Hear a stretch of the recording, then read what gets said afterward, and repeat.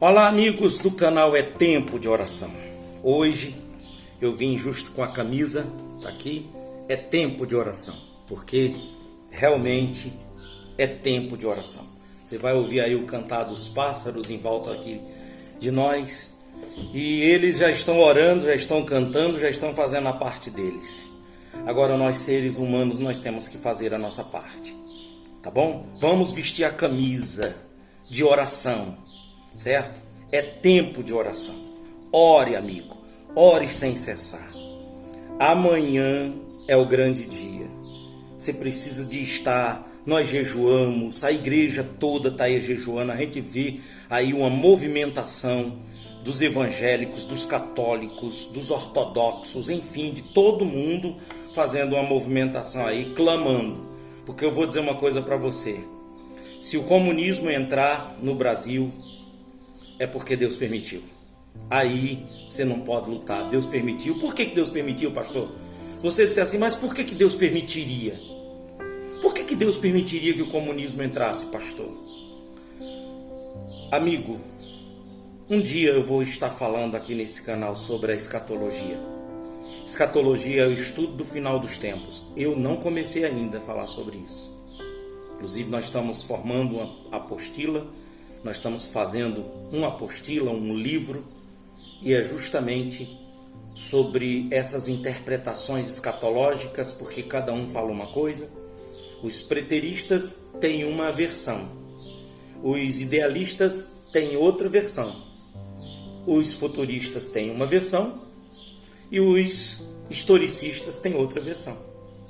Então não é bom a gente estudar as quatro para que a gente venha ter uma noção? É verdade, é isso que eu estou fazendo. Nós estamos estudando, estamos preparando uma apostila, colocando, escrevendo tudo, e na oportunidade nós vamos passar para vocês. Eu espero que dê tempo, né? Espero que dê tempo. Aí a gente vai colocar para vocês estudarem sobre essas escatologias, com essas interpretações, porque você não fica parado no tempo. Por exemplo, deixa eu dar só um exemplo para você. Os pré-tribulacionistas, eles dizem de que o arrebatamento vai ser antes da grande tribulação, certo?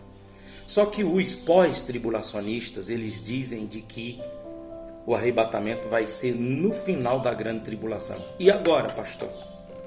Vai ser antes ou vai ser no final? Por isso que tem que estudar.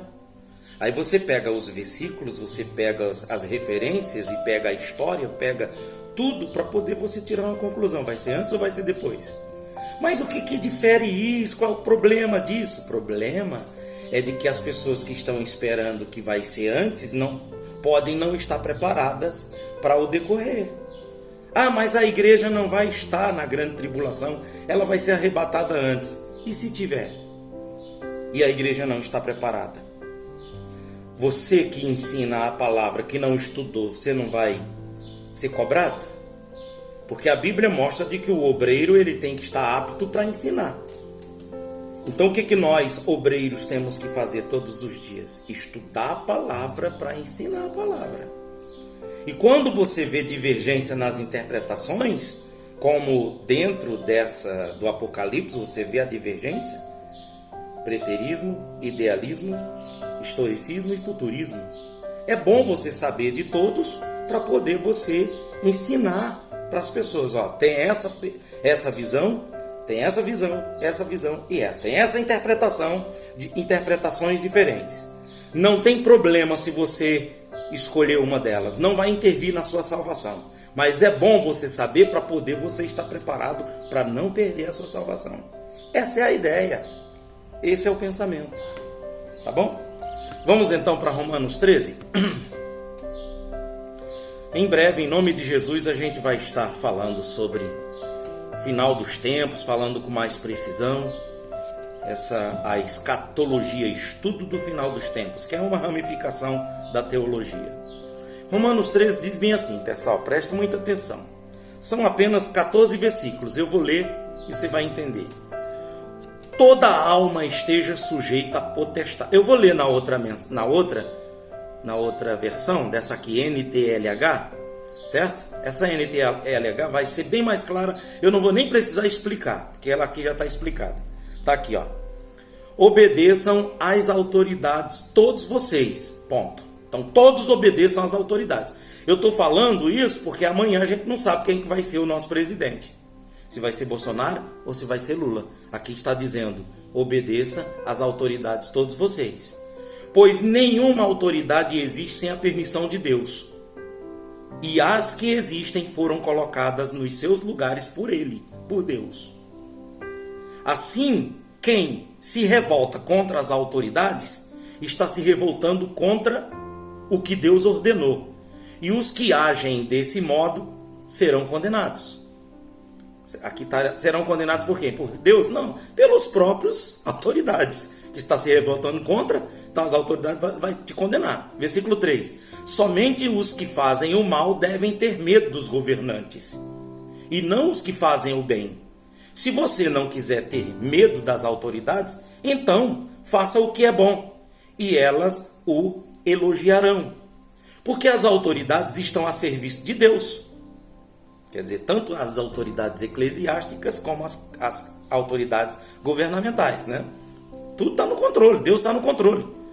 Serviço de Deus para o bem de você. Mas se você faz mal, então tenha medo, pois as autoridades de fato têm poder para castigar. Elas estão a serviço de Deus e trazem o castigo dele sobre os que fazem mal. Esse fazer o mal aqui é o fazer errado, é ser multado, entendeu? É ser castigado, é ser preso. Teve ato criminoso? Ato criminoso, então vai para a justiça, ser julgado, condenado ou absolvido. E aí vai, certo?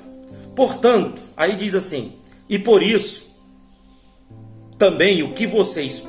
deixa eu olhar qual é o versículo.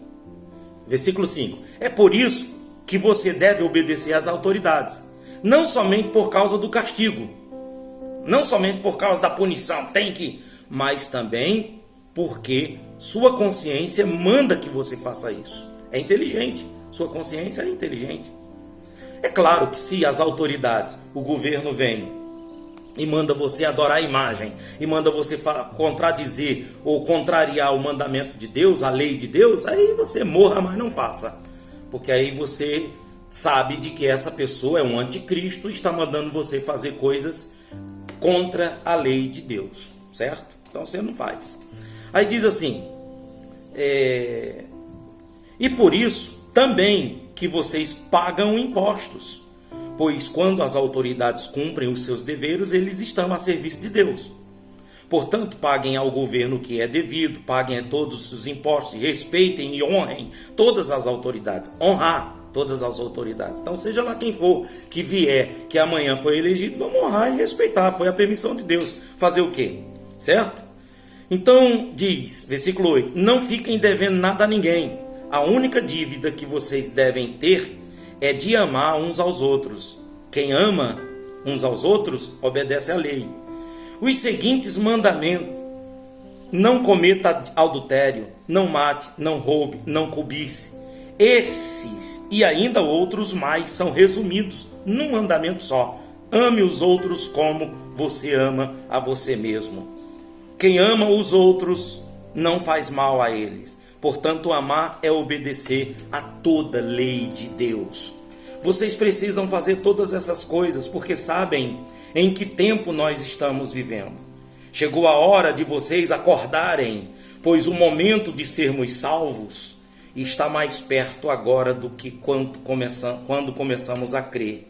A noite está determinando e o dia vem chegando, ou a noite está terminando.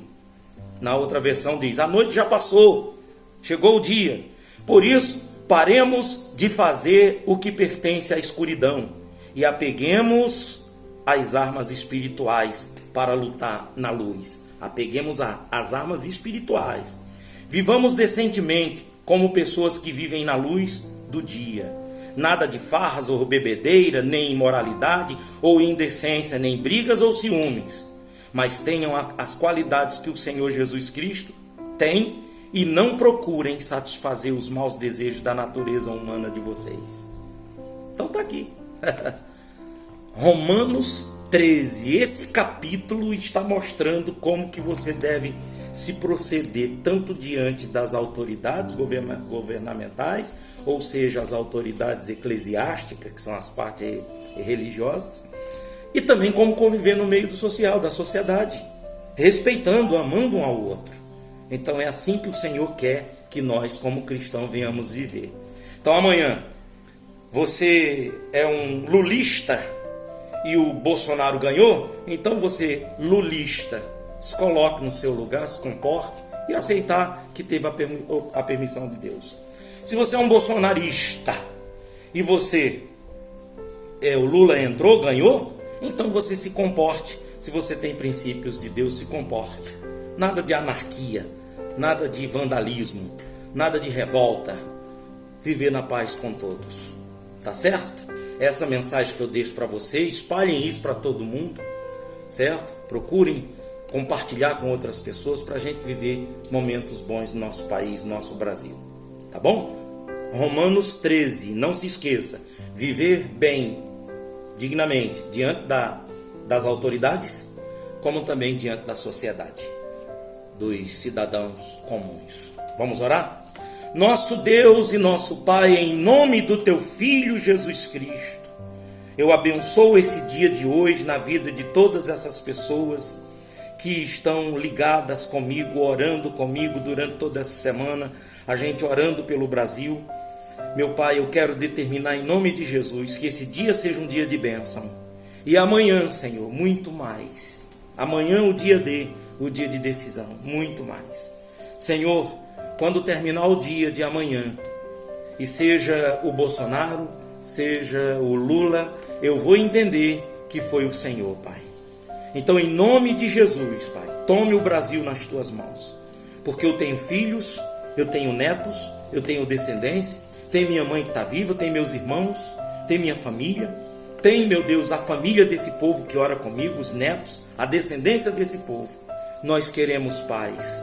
Nós queremos prosperidade, nós queremos amor, união, harmonia entre cidadãos e entre a nossa pátria.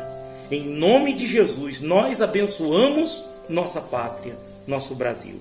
Abençoamos nossa família e determinamos a bênção de Deus, em nome do Pai, do Filho e do Espírito Santo. E todos digam amém. Graças a Deus. Amigos, você está abençoado. Se você não é inscrito, se inscreva. E procure trazer mais pessoas para dentro do canal para a gente formar uma corrente de oração. Até o próximo.